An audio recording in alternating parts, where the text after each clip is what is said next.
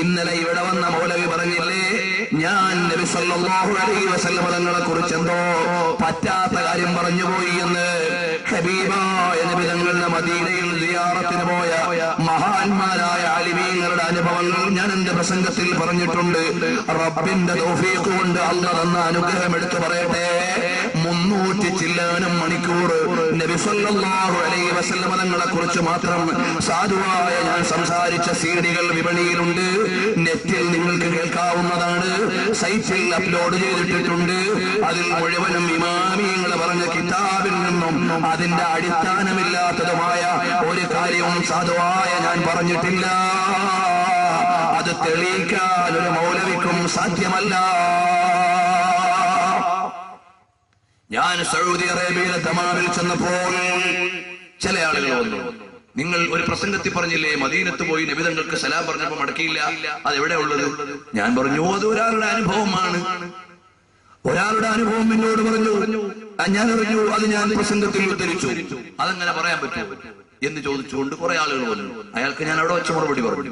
പിന്നെ ഞാൻ നാട്ടിൽ വന്നുകൊണ്ട് ആ വിഷയം മാത്രം വെച്ചുകൊണ്ട് 2 മണിക്കൂർ പ്രസംഗം നടത്തി CD പ്രസിദ്ധീകരിച്ചു. എന്നിട്ട് ഇപ്പോൾ 2-3 ആഴ്ച മുമ്പ് ഒരാള് വീണ്ടും സൗദി അറേബ്യയിൽ നിന്ന് വിളിച്ചിട്ട് ചോദിച്ചപ്പോൾ ഞാൻ അതിന്റെ ന്യായങ്ങൾ പറഞ്ഞു കൊടുക്കുകയും അതുപോലെ തന്നെ പ്രസംഗം ഇറങ്ങിയിട്ടുണ്ടെന്ന് പറയുകയും ചെയ്തു. അതിന്റെ കുറച്ചു ഭാഗം കട്ട് ചെയ്തിട്ട് ഇപ്പോൾ നെറ്റിൽ പ്രചരിപ്പിക്കുന്നുണ്ട്. എന്റെ ഫോൺ സംഭാഷണം. മൗലവിമാരെ, നിങ്ങൾക്ക് ആശയം വെച്ച് പറയാനില്ലെങ്കിൽ ഞങ്ങൾ പറയുന്ന പ്രസംഗം അതിന്റെ ആശയങ്ങൾ മാറ്റിക്കൊണ്ട് നിങ്ങൾ പ്രചരിപ്പിക്കേണ്ടതുണ്ടോ? ആ ക്ലിപ്പിനെ അടിസ്ഥാനപ്പെടുത്തി മാത്രം ഞാൻ സംസാരിച്ച സീഡിയുണ്ട്. നബി തങ്ങളുടെ മദീനത്ത് പോയി സലാം പറഞ്ഞപ്പോൾ സലാം മടക്കാതിരുന്ന സാഹചര്യങ്ങളും പിന്നീട് മടക്കിയ സാഹചര്യങ്ങളും ഒക്കെ പറയുകയും അതിന് തെളിവായി മുഹമ്മദ് ബിൻ അബ്ദുൽ വഹാബ് എന്ന മുജാഹിദ് പ്രസ്ഥാനത്തിന്റെ നേതാവിന്റെ കിതാബ് ഉദ്ധരിച്ചുകൊണ്ട് തന്നെ ഞാൻ വിശദീകരിച്ചിട്ടുണ്ട് കേട്ടോ. നിങ്ങളുടെ തുറുപ്പ് ചീട്ടുകൾ കൊണ്ട് ഞങ്ങളുടെ പ്രസംഗം അവസാനിപ്പിക്കാൻ സാധ്യമല്ല. ഞങ്ങൾ ഇവിടെ ഇറങ്ങിയത് റസൂലുള്ളാഹിന്റെ മദ്ഹ് പറയാനാണ്. റബ്ബ് ആയുസ് തരുന്ന കാലം വരെ ഹബീബിന്റെ മദ്ഹ് പറഞ്ഞ് ഞങ്ങൾ ജീവിക്കും. അവസാനം ഞങ്ങൾ മരിക്കുന്ന സമയത്ത് വദന്നൽ ഖല്ലഹിബ മുഹമ്മദൻ വഹിസ്ബാ, മദീനയുടെ വനവാടിയിലിരുന്ന് ലോകഗുരുവിന്റെ സന്നിധാനത്തിൽ അല്ലാഹുവിന്റെ റസൂലിന്റെ സവിധം അനുഭവിച്ച മഹാനായ ബിലാൽ ഇബ്നു റബാഹ് റളിയല്ലാഹു അൻഹു വഫാത്താകുന്നതിന്റെ തലേന്ന് പറഞ്ഞതെന്താ? വദന്നൽ ഖല്ലഹിബ മുഹമ്മദൻ വഹിസ്ബാ. നാളെ എനിക്ക് പെരുന്നാളാണ്, എന്റെ കൂട്ടുകാരോടുള്ള സമ്മേളനമാണ്, എന്റെ ഇഷ്ട കൂട്ടുകാരന്റെ അടുക്കലേക്ക് പോവുകയാ. എന്താ കാരണം? നാളെ ഞാൻ പോകാനുള്ള കാരണം എന്റെ മരണം ഞാൻ എന്റെ ഹബീബിലേക്ക് ചേരുകയാണ്. ആരാ പറയണത്? ബിലാലുൽ മുഅദ്ദിനാണ്. ആധികാരികമായി ബാങ്കിന്റെ അമരധ്വനി കൊണ്ട് മക്കയുടെയും മദീനയുടെയും അന്തരീക്ഷങ്ങളെ പ്രകമ്പനം കൊള്ളിച്ചുകൊണ്ട് അടിമത്വത്തിന്റെ കൂച്ചുവിലങ്ങുകളെ അറബിക്കടലിലേക്ക് വലിച്ചെറിഞ്ഞിട്ട് സ്വാതന്ത്ര്യത്തിന്റെ ഊഷരഭൂമിയിലേക്ക് ലോകമാനവികതയെ മാടി വിളിച്ച ലോക നേതാവിന്റെ കൂട്ടുകാരൻ സയ്യിദുനാ ബിലാൽ റളിയല്ലാഹു അൻഹു തിരുകൊളുത്തിയ പ്രണയത്തിന്റെ അനുയായികളാ ഞങ്ങൾ. ഞങ്ങൾക്ക് റബീഉൽ അവ്വൽ വരുമ്പോ ഞങ്ങളുടെ നേതാവിന്റെ മാസമാണ്. നിങ്ങൾക്ക് ആ നേതാവിനോട് ബന്ധമില്ലെങ്കിൽ മാറി നിൽക്കാം, പക്ഷേ ആ നേതാവിനെ ആക്ഷേപിക്കാൻ അനുവദിക്കൂല. നിങ്ങൾക്ക് വേണ്ടെങ്കിൽ മാറി നിൽക്കാം, പക്ഷേ ഞങ്ങളുടെ ഹബീബിനെ കുറ്റം പറയാൻ ഞങ്ങൾ സമ്മതിക്കൂല. കാരണം എന്താ? ഹുദൈബിയ സന്ധിയുടെ സമയത്ത് ശത്രുക്കളുമായി ഉടമ്പടി ചെയ്യുന്ന സമയത്ത് ശത്രുക്കളിൽപ്പെട്ട ഒരാൾ അല്ലാഹുവിന്റെ റസൂലിന്റെ നേരെ ഇങ്ങനെ വിരൽ ചൂണ്ടിയിട്ട് സംസാരിച്ചു. അലി ഇബ്നു അബീ ത്വാലിബ് റളിയല്ലാഹു അൻഹു പറഞ്ഞു, നീ ന്യായം പറയുന്നതൊക്കെ കൊള്ളാം, പക്ഷേ എന്റെ നേതാവിന്റെ നേരെ ഇനി കൈ ചൂണ്ടിയ കൈ ഉണ്ടാവില്ല. ആര് പറഞ്ഞു? അലി റളിയല്ലാഹു അൻഹു പറഞ്ഞു. ഇത് സൗദി അറേബ്യയിൽ ഔദ്യോഗികമായി അംഗീകരിക്കപ്പെട്ട അസ്സീറത്തുൻ നബവിയ്യ, സ്വീകാര്യയോഗ്യമായ പ്രമാണങ്ങളിൽ നിന്നുള്ള സീറത്തുൻ നബവിയ്യ എന്ന കിങ് ഫൈസൽ പ്രസിദ്ധീകരിച്ച കിതാബിൽ തന്നെ കാണാവുന്നതാണ്, നിങ്ങൾക്ക് പരിശോധിക്കാവുന്നതാണ്. അപ്പോൾ നബി സല്ലല്ലാഹു അലൈഹി വഅലിഹി വസല്ലം തങ്ങളെ നിങ്ങൾക്ക് വേണ്ടെങ്കിൽ മാറി നിൽക്കാം, പക്ഷേ ഞങ്ങളുടെ ഇമാമിയങ്ങൾ മനസ്സിലാക്കിയത് എങ്ങനെയാണ്? അള്ളാന്റെ റസൂൽ സല്ലല്ലാഹു അലൈഹി വസല്ലം മുടിയിട്ട വെള്ളത്തിന്റെ പുണ്യമുണ്ടോ എന്ന് ചിലരുടെ ചോദ്യം. മോനെ, ഉണ്ടെന്ന് പറഞ്ഞത് ആരാണ്? സ്വഹാബികളാണ്. ഉമ്മു സലമ റളിയല്ലാഹു അൻഹയാണ് പറഞ്ഞത്, ഞങ്ങൾ അവിടുത്തെ തിരുകേശമിട്ട വെള്ളം ഉപയോഗിക്കാറുണ്ടെന്ന്. അതുപോലെ തന്നെ നബി സല്ലല്ലാഹു അലൈഹി വസല്ലം തങ്ങൾ ഒളുവെടുത്ത വെള്ളത്തിന് വേണ്ടി സ്വഹാബികൾ തിരക്ക് കൂട്ടുമെന്ന് ഇമാം ബുഖാരി ഉദ്ധരിക്കുന്നുണ്ട്. കാദൂ യഖ്തലൂന ഫീ വുദൂഇഹി. നബി തങ്ങൾ ഒളുവെടുക്കുമ്പോഴേക്ക് സ്വഹാബത്ത് തിക്കും തിരക്കും കൂട്ടിപ്പോയി. ഒളുവെടുക്കുന്ന വെള്ളം നിലത്ത് വീഴാറില്ല. അത് സ്വഹാബത്ത് ഒപ്പിയെടുത്തു പോയി. അതാ സ്വഹാബികളുടെ ഈമാൻ. നിങ്ങൾ ആലോചിച്ച് നോക്കൂ, സ്വഹാബികൾ എങ്ങനെയാണ്? നബി സല്ലല്ലാഹു, അവർക്ക് എന്തെങ്കിലും വേദനയോ വിഷമോ വന്നാൽ റസൂലുള്ളാഹി തങ്ങളുടെ അടുക്കൽ ചെല്ലും. ബഹുമാനപ്പെട്ട ഖതാദത്ത് ബിൻ നുഅ്മാൻ റളിയല്ലാഹു അൻഹു ആരാണ്? ഖതാദത്ത് ബിൻ നുഅ്മാൻ റളിയല്ലാഹു അൻഹു അതാ ഉഹദ് യുദ്ധത്തിന്റെ സമയത്ത് നബി സല്ലല്ലാഹു അലൈഹി വസല്ലം തങ്ങളുടെ അടുക്കൽ നിൽക്കുകയാണ്. അപ്പോഴാണ് റസൂലുള്ളാഹിന്റെ നേരെ ഒരു അമ്പ് വരുന്നു. ഖതാദ റളിയല്ലാഹു അൻഹു അത് സഹിച്ചില്ല.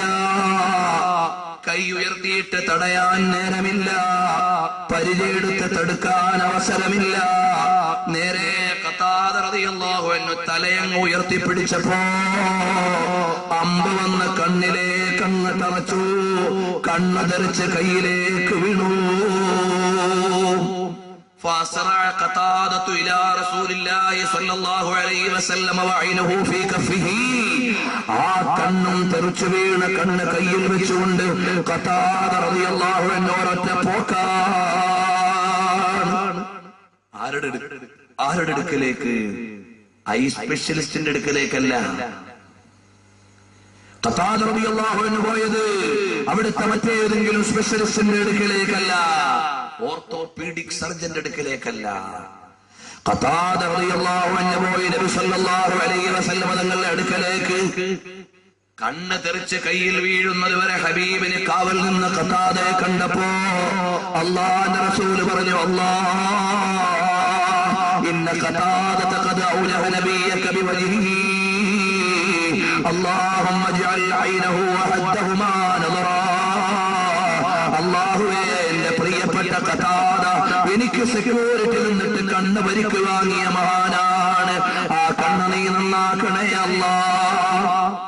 ബഹുമാനപ്പെട്ട നബി സല്ലല്ലാഹു അലൈഹി വസല്ലം തങ്ങൾ ആ കണ്ണെടുത്ത് ഖതാദ റളിയല്ലാഹു അൻഹുവിനെ പൂർവ്വസ്ഥാനത്ത് വെച്ചു കൊടുത്തു. فوضع النبي صلى الله عليه وسلم عين قتادة مكانه فكان كذلك. ആ കണ്ണെടുത്ത് വെച്ചു കൊടുത്തു. ഖതാദത്ത് ബിൻ നുഅ്മാൻ റളിയല്ലാഹു അൻഹു പറയാണ്, പിന്നീട് എനിക്ക് മറ്റേ കണ്ണിന് ചെങ്കണ്ണ് രോഗം ബാധിച്ചപ്പോഴും എന്റെ ഹബീബ് വെച്ച് തന്ന കണ്ണിനതില്ല. ഇമാം അബൂ ഹനീഫ തങ്ങളും അവിടുത്തെ ബൈത്തിൽ പറഞ്ഞിട്ടുണ്ട്, ഇമാമീങ്ങൾ ഉദ്ധരിച്ചിട്ടുണ്ട്. അല്ലാഹുവിന്റെ ഹബീബ് മുഹമ്മദുർ റസൂലുള്ളാഹി സ്വല്ലല്ലാഹു അലൈഹി വസല്ലം തങ്ങളുടെ ബറക്കത്താണ് മോനെ. അപ്പൊ ചോദിക്കുക, ആ നബി തങ്ങളുടെ തലക്കല്ലേ മുറിവ് പറ്റിയത്? അത് യുക്തിവാദമാണ്. ചില ആളുകൾ ചോദിക്കും, ഖാലിദ് ബിൻ വലീദ് റളിയല്ലാഹു അൻഹു എല്ലാ യുദ്ധത്തിലും ജയിക്കാൻ വേണ്ടിയിട്ട് തലയിലും തൊപ്പിയിൽ നബി സല്ലല്ലാഹു അലൈഹി വസല്ലം ഒരു മുടി വെച്ചിരുന്നു, ഒരു രോമം. ബഹുമാനപ്പെട്ടവർ അതുകൊണ്ട് വിജയിച്ചു. ഒരു യുദ്ധത്തിന് പ്രധാനങ്ങൾ ഓടിപ്പോവാ. അപ്പോ യുദ്ധത്തിൽ നിന്ന് തിരിച്ചിട്ട് പോകുന്നു തൊപ്പി അന്വേഷിച്ചു. എന്തിനാണ് ഖാലിദ് ബിൻ വലീദ് സൈഫും മിൻ സുയൂഫില്ലാഹ്, അല്ലാഹുവിന്റെ പടവാൾ അങ്ങോട്ട് പോവാ, അതിന്റെ തൊപ്പി വീണുപോയി. തൊപ്പിയോ? അതേ, അത് സാധാരണ തൊപ്പിയല്ല. നബി സല്ലല്ലാഹു അലൈഹി വസല്ലം തങ്ങളുടെ ഷഅർ മുബാറക്കുള്ള തൊപ്പിയാണ്. അതുകൊണ്ട് എനിക്ക് വിജയം വരിക്കണം, അതിനുവേണ്ടിയാണ്. ചില ആളുകൾ ചോദിക്കും, നബി തങ്ങളുടെ ഷഅർ മുബാറക്കിന് പുണ്യമുണ്ടോ? മോനെ, ഇബ്നു കസീർ മറിക്കൂ 7-ാം വാള്യം, അതിൽ കാണാം മുആവിയ ഇബ്നു അബീ സുഫിയാൻ. ആരാണ്? സ്വഹാബിയാണ് മുആവിയ റളിയല്ലാഹു അൻഹു. ആ മുആവിയ റളിയല്ലാഹു അൻഹു വസിയത്ത് ചെയ്തു, ഞാൻ മരിച്ചാൽ നബി തങ്ങളുടെ ഒരു കുപ്പായം ആയിഷ ഉമ്മ ബീവിയുടെ കയ്യിൽ നിന്ന് എനിക്ക് കിട്ടിയിട്ടുണ്ട്, അതെന്റെ ജനാസയിൽ പുതപ്പിക്കണം. നബി തങ്ങളുടെ രോമം എന്റെ കയ്യിലുണ്ട്, ഷഅർ മുബാറക്, അതെന്റെ ജനാസയിൽ വെക്കണം. നബി തങ്ങളുടെ നഖം മുറിച്ചതുണ്ട്, അതും എന്റെ പഞ്ഞി വെക്കുന്ന സ്ഥലത്തൊക്കെ വെക്കണം. ആരാ പറഞ്ഞ? ഖുർആനും സുന്നത്തും അറിയാത്ത ആളല്ല, അല്ലാഹുവിന്റെ റസൂലിന്റെ സ്വഹാബി അലി റളിയല്ലാഹുവിന് ശേഷം വന്ന ഖലീഫ മുആവിയ ഇബ്നു അബീ സുഫിയാൻ എന്ന സ്വഹാബിയാണ്. അൽ ബിദായ വൻ നിഹായ മറിക്കൂ, കാണാം. പുണ്യമുണ്ടെന്ന് പറഞ്ഞത് സ്വഹാബിയാണ്. 10 കൊല്ലം നബിതങ്ങൾക്ക് ഖിദ്മത്തെടുത്ത മഹാനാണ് അനസ് ഇബ്നു മാലിക് റളിയല്ലാഹു അൻഹു. മഹാനവറുകൾ പറയാണ്, ഖദംതു റസൂലുള്ളാഹി സ്വല്ലല്ലാഹു അലൈഹി വസല്ലം 10 സനവാത്തിൻ മാ ഖാല ലി ഷൈഇൻ ഫഅൽതു ലിമ ഫഅൽത. 10 കൊല്ലം ഞാൻ നബിതങ്ങൾക്ക് സേവനം ചെയ്തിട്ട് എന്തേ ഒരു കാര്യം ചെയ്തിട്ട് ചെയ്യാത്തതെന്ന് ചോദിച്ചിട്ടില്ല, ചെയ്യാനിട്ട് ചെയ്യാതിരുന്നതെന്ന് ചോദിച്ചിട്ടില്ല, ചെയ്തിട്ട് ചെയ്തതെന്ന് ചോദിച്ചിട്ടില്ല. അത്രയും നല്ല സ്വഭാവത്തിന്റെ ഉടമയാണെന്ന് നബിതങ്ങളെ കുറിച്ച് പറഞ്ഞ 10 കൊല്ലം കൂടെ സേവനം ചെയ്ത അനസ് ഇബ്നു മാലിക് റളിയല്ലാഹു അൻഹുവിന്റെ കയ്യിൽ നബിതങ്ങളുടെ ചെറിയൊരു വടിയുണ്ട്, ഹബീബിന്റെ ഒരു മുടിയുണ്ട്. അനസ് റളിയല്ലാഹു അൻഹു പറഞ്ഞു, ഇതൊന്നും എനിക്ക് വേണ്ടാന്ന്. അനസ് റളിയല്ലാഹു അൻഹു പറഞ്ഞു, ഞാൻ മരിച്ചാൽ ആ ഷഅർ മുബാറക്കിന്റെ നാവിന്റെ അടിയിൽ വെച്ചിട്ട് എന്നെ ഖബറടക്കണം. നബി സല്ലല്ലാഹു അലൈഹി വസല്ലം ഉപയോഗിച്ച ആ വടിയോ എന്റെ ജനാസയുടെ ചാരത്ത് വെക്കണം. എന്നിട്ട് അനസ് റളിയല്ലാഹു അൻഹു പറയാണ്, നാളെ ഞാൻ മഹ്ശറിൽ വരുമ്പോ ഞാൻ റസൂലുള്ളാഹിന്റെ അടുക്കലേക്ക് ഓടി വന്നിട്ട് പറയും, നബിയേ അന ഖുവൈലിമുക ഉനൈസ്, അന ഖുവൈലിമുക ഉനൈസ്, അന ഖുവൈലിമുക ഉനൈസ്. ഞാൻ തങ്ങളുടെ കൊച്ചു സേവകനായ കുഞ്ഞനസാണ് നബിയേ എന്ന് പറഞ്ഞിട്ട് ഞാൻ വരുമെന്ന് അനസ് റളിയല്ലാഹു അൻഹു പറയുന്നുണ്ട്. അപ്പൊ ഈ ഷഅർ മുബാറക്ക് നാവിന്റെ അടി വെക്കണമെന്നുള്ള റിപ്പോർട്ട് ആരാ റിപ്പോർട്ട് ചെയ്തേ? ഇമാം ബുഖാരി. നോക്കൂ നിങ്ങൾ. എന്നിട്ട് നബി സല്ലല്ലാഹു അലൈഹി വസല്ലം തങ്ങളുടെ മഹത്വം അത് മനസ്സിലാക്കാൻ പറ്റാത്ത ആളുകൾ ഇന്ന് അതിനെ ആക്ഷേപിക്കുന്നു. എന്നിട്ട് മഹാന്മാരായ പണ്ഡിതന്മാരെ തെറി വിളിക്കുന്നു. റബീഉൽ അവ്വൽ മാസമാകുമ്പോ നബിതങ്ങളുടെ മഹത്വം പറയേണ്ട മാസത്തിൽ ഇതിനൊക്കെ മറുപടി പറയേണ്ടി വരുന്നത് വല്ലാത്തൊരു ദുരന്തമാണ്, വല്ലാത്തൊരു കഷ്ടമാണ്. ഇവിടെ പറഞ്ഞ വാക്കുകളൊന്നും നമുക്ക് സഹിക്കാൻ പറ്റുന്നതല്ല. അതൊക്കെ റബീഉൽ അവ്വൽ നബിതങ്ങളെ ആക്ഷേപിക്കുന്ന വാക്കുകൾ മുസ്ലിം എന്ന് പറയുന്നവരുടെ നാവുകൊണ്ട് തന്നെ കേൾപ്പിക്കേണ്ടി വരുന്നത് ഖിയാമത്ത് നാളിന്റെ അടയാളമല്ലേ? എന്റെ ഈമാനുള്ള ഉമ്മമാരെ, ഈമാനുള്ള പെങ്ങന്മാരെ, ഈമാനുള്ള ജ്യേഷ്ഠന്മാരെ, നബി സല്ലല്ലാഹു അലൈഹി വസല്ലം തങ്ങളുടെ മഹബത്ത് വെച്ചോ, എന്നിട്ട് റസൂലുള്ളാഹി തങ്ങളുടെ സുന്നത്ത് അനുസരിച്ച് ജീവിച്ചോ.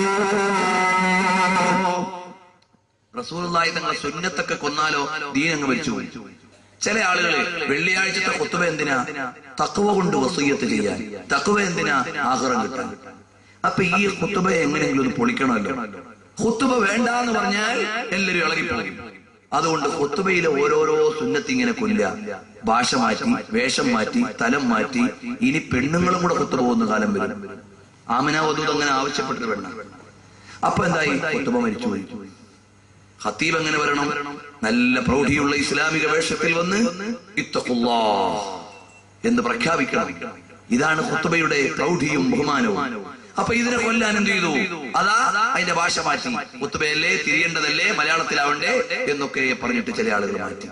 നിങ്ങൾ ആലോചിച്ച് നോക്കൂ, ഈ ആഴ്ചയിൽ 7 ദിവസമുണ്ട്, 24 മണിക്കൂർ ഇത് എല്ലാ ദിവസവും ഉണ്ട്. എന്നിട്ട് അള്ളാഹ് നിശ്ചയിച്ച് ഈ ഖുത്ബയുടെ സമയത്ത് തന്നെ തിരിയുന്ന ഉപദേശം വേണമെന്ന് പറഞ്ഞാൽ അതെത്ര ദുശ്ശാഠ്യം. ആ 5 മിനിറ്റ് തന്നെ ഞങ്ങൾക്ക് വഴുത് കേൾക്കണം. അതിന് മുമ്പോ അതിന് ശേഷമോ ഒക്കെ പറ്റിക്കൂടാ, ഞങ്ങൾക്ക് ആ സമയത്ത് തന്നെ കേൾക്കണം എന്ന് പറഞ്ഞിട്ട് മിമ്പറുകൾ രാഷ്ട്രീയം പ്രസംഗിക്കുന്ന വേദികളാക്കി കളഞ്ഞു. തിരുവനന്തപുരത്തൊക്കെ മലയാളത്തിൽ ഖുത്ബ നടക്കുന്ന പള്ളികളിൽ തനി രാഷ്ട്രീയ പറയുന്നു. ഒരു വെള്ളിയാഴ്ച പറഞ്ഞതായി ഞാൻ അറിഞ്ഞത് രാംദേവിനെ കുറിച്ച് ഇത്തഖുല്ലാ എന്ന് ജനങ്ങൾക്ക് പറഞ്ഞു കൊടുക്കേണ്ട സമയത്ത് അങ്ങനെയൊക്കെ രാഷ്ട്രീയ പ്രസംഗങ്ങളായി മാറി. ആരാണത് നഷ്ടപ്പെടുത്തിയത്? സാക്ഷാൽ ഇസ്ലാമിന്റെ വിരോധികളെന്ന് വിളിക്കേണ്ട